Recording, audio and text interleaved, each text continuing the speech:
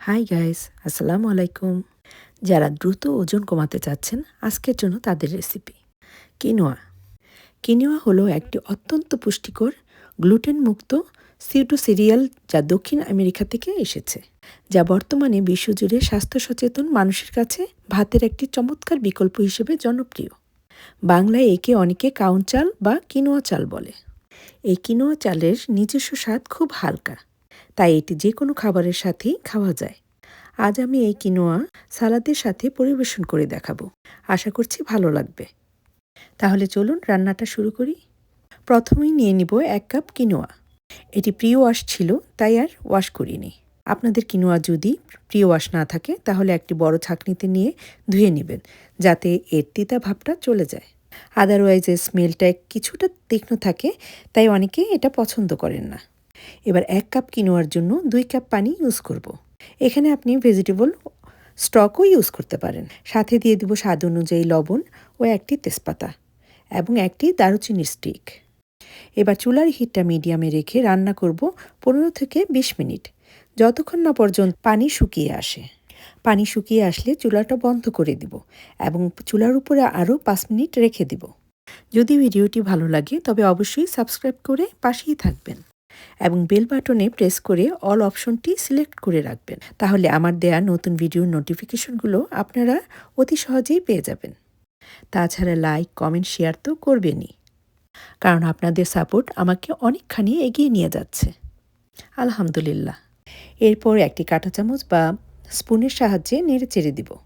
কিনোয়াটা ঠান্ডা হতে থাক। এই ফাঁকে সালাদ ড্রেসিংটা রেডি করে নেব।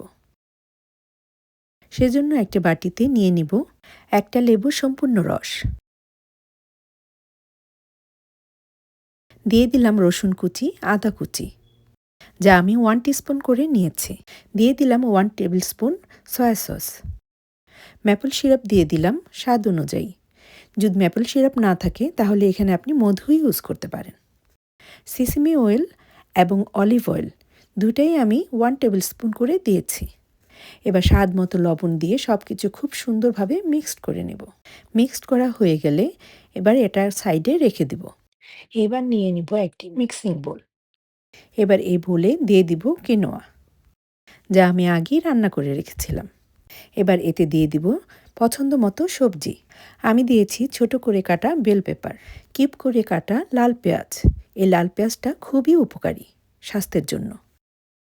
তারপর গাজর কুচি, পেঁয়াজ পাতা, শসা কুচি, লাল বাঁধাকপি, ধনেপাতা। সব কিছুই আপনি আপনার পছন্দ মতো কম বা বেশি করে নিতে পারবেন। এটা সম্পূর্ণই আপনার উপর। এবার দিয়ে দিব ক্যাশনাট। এখানে যে কোনো বাদাম আপনি ইউজ করতে পারেন। আপনার যদি অ্যালার্জি থাকে তাহলে এটা আপনি স্কিপও করতে পারেন। এই পর্যায়ে দিয়ে দিব তৈরি করে রাখা সালাদ ড্রেসিং। সালাদ ড্রেসিংটা দিয়েই সব কিছু খুব ভালোভাবে মিক্সড করে নেব।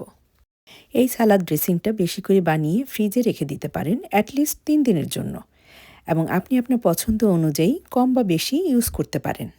এটি ইউজ করাতে খাবারের টেস্টটা অনেক বাড়িয়ে দেয়। রুম টেম্পারেচারে রেখে আমি কিনোয়াটা সার্ভ করেছি। আপনি ইচ্ছা করলে ফ্রিজে রেখে ঠান্ডা করেও পরিবেশন করতে পারেন। এই কিনোয়া আয়রন, পটাশিয়াম, ক্যালসিয়াম ও ম্যাগনেসিয়ামের চমৎকার উৎস। এতে ফাইবার বেশি থাকে বলে দীর্ঘক্ষণ পেট ভরা থাকে এবং ক্যালোরি কম থাকাতে দ্রুত ওজন কমাতে সাহায্য করে। এছাড়া ডায়াবেটিস ও ক্ষতিকর কোলেস্টেরল কমাতেও সাহায্য করে। প্রতিদিনের খাদ্য তালিকায় এই মেনুটা রাখবেন এবং সপ্তাহ শেষে দেখতে পাবেন এর ফলাফল ইনশাল্লাহ। ওজন কমাতে যারা চেষ্টা করছেন তারা প্রতিদিন 1 ঘন্টা হাঁটার পর ভাতের অল্টারনেটিভ হিসাবে এই কিনোয়া সালাদ রেসিপিটা ট্রাই করে দেখতে পারেন। খুবই হেলদি আর মজাদার রেসিপি। মনে রাখবেন, স্বাস্থ্যই সকল সুখের মূল। আজ তাহলে এখানেই বিদায় নিচ্ছি। আল্লাহ হাফেজ।